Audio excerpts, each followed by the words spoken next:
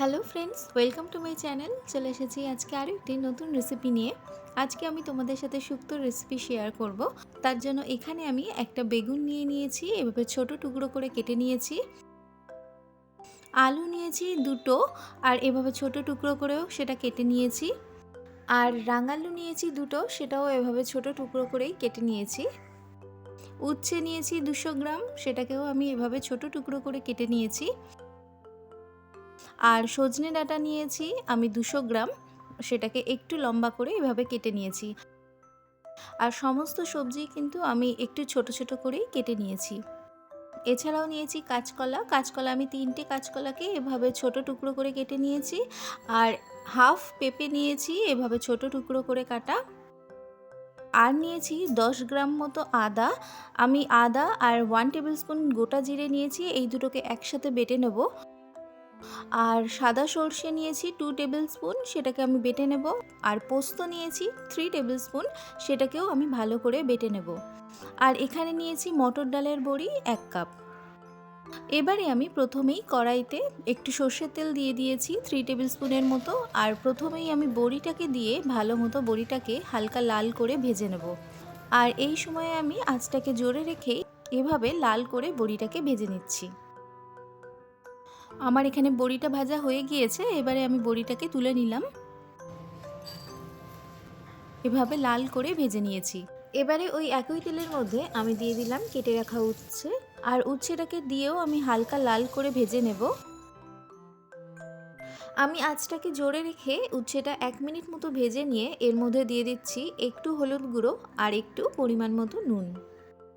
আমি 1/4 টিস্পুন হলুদ গুঁড়ো দিয়েছি আর একটু স্বাদ অনুযায়ী নুন দিয়ে হালকা লাল করে উচ্ছেটাকে ভেজে আমি নামিয়ে নিচ্ছি।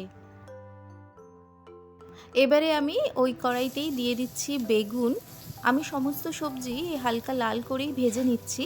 এর মধ্যে একটু পরিমাণ মতো নুন আর একটু হলুদ দিয়ে একটু লাল করে ভেজে নিয়ে আমি বেগুনটাকেও তুলে নেব।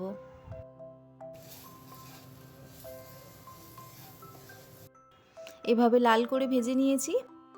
এবারে আমি দিয়ে দিলাম কেটে রাখা পেঁপে। পেঁপেটাকে দিয়েও আমি একটু লাল করেই ভেজে নিচ্ছি আর এর পরিমাণ মতো একটু নুন দিয়ে দিলাম। আমি এই 3টে সবজি এখানে আলাদাভাবে ভেজে নিয়েছি। এবারে আমি কড়াইতে 3 টেবিল স্পুন মতো সর্ষের তেল দিয়ে দিয়েছি। আর সর্ষের তেলটা যখন ভালো মতো গরম হয়ে যাবে এর মধ্যে দিয়ে দিলাম 4টে গোটা শুকনো লঙ্কা, 4টে তেজপাতা আর 1 টিস্পুন 5 ফোড়ন। এইগুলোকে দিয়ে 1 মিনিট মতো আমি একটু নেড়ে নিচ্ছি। যখন ফোড়নের একটা সুন্দর গন্ধ বেরিয়ে যাবে তখন আমি এর মধ্যে দিয়ে দিলাম কেটে রাখা আলু আর টুকরো করে কেটে রাখা রাঙালু। এগুলোকে দিয়ে আঁচটাকে জোরে দিয়ে আমি 2 মিনিট ভালো মতো ভেজে নিয়ে এর মধ্যে দিয়ে দিলাম কাঁচকলাটা। আর কাঁচকলাটা কিন্তু আমি কেটে একটু হলুদ মাখিয়ে তারপর জলে ভালো করে ধুয়ে নিয়েছি, যার জন্য কাঁচকলাটা কালো হয়ে যায়নি। আর কাঁচকলার মধ্যে যে কষটা থাকে সেটাও কেটে যায়। এবারে কাঁচকলা, আলু আর রাঙালুটাকে আরও 2 মিনিট ভালো মতো ভেজে নিয়ে এর মধ্যে দিয়ে দিয়েছি সজনে ডাঁটা।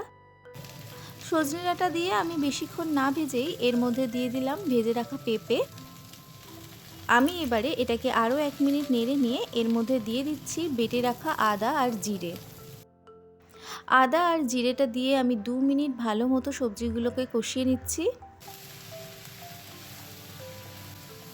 আর আঁচটা কিন্তু আমি এখন একটু মিডিয়ামে করে দিয়েছি। এবারে 2 মিনিট আমি ভালো করে সবজিটার মধ্যে আদা আর জিরেটা ভালো করে ভেজে নিয়ে এর মধ্যে দিয়ে দিচ্ছি বেটে রাখা পোস্ত আর দিয়ে দিচ্ছি বেটে রাখা সাদা সর্ষে। এগুলোকে দিয়ে আর 1 মিনিট মতো আমি একটু নেড়েচেড়ে নিয়ে এর মধ্যে আমি দুধ দিয়ে দেব।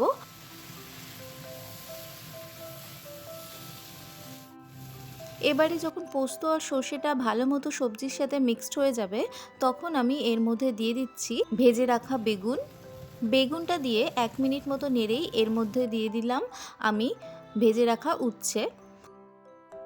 এই সমস্ত সবজিগুলো দেওয়ার পর আমি এর মধ্যে দিয়ে দিচ্ছি দুধ। আমি হাফ লিটার এখানে দুধ নিয়েছি আর তার মধ্যে কিন্তু 1 কাপ জল দিয়ে ভালো মতো দুধটা গরম করে নিয়েছিলাম। এবারে আমি দুধটা দিয়ে দিলাম আর আঁচটাকে একদম কমিয়ে দিয়ে আমি এটাকে ঢাকা দিয়ে রাখবো 3 থেকে 4 মিনিটের জন্য। আমি এটাকে মিক্সড করে নিয়েছি। এবারে আমি এটাকে ঢাকা দিয়ে রাখছি 3 থেকে 4 মিনিটের জন্য। 3 মিনিট পর আমি ঢাকনা খুলে দিয়ে এর মধ্যে ভেজে রাখা বড়িটা দিয়ে দিচ্ছি। আর এটাকে একটু মিক্সড করে নিয়ে আমি এর মধ্যে স্বাদ অনুযায়ী নুন দিয়ে দেব।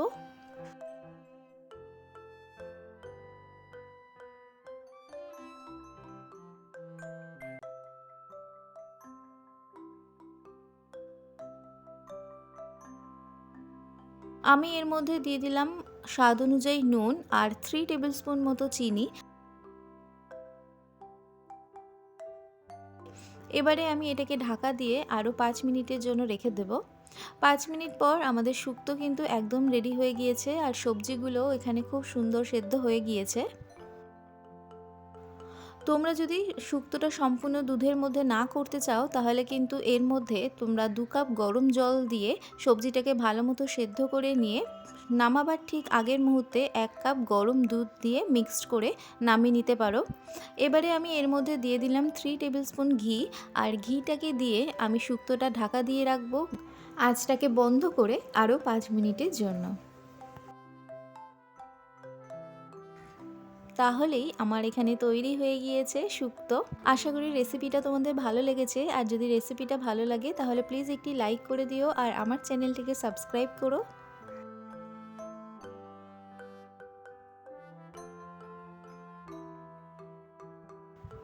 সবাই খুব ভালো থাকবেন। দেখা হচ্ছে পরবর্তী কোনো নতুন রেসিপির সাথে।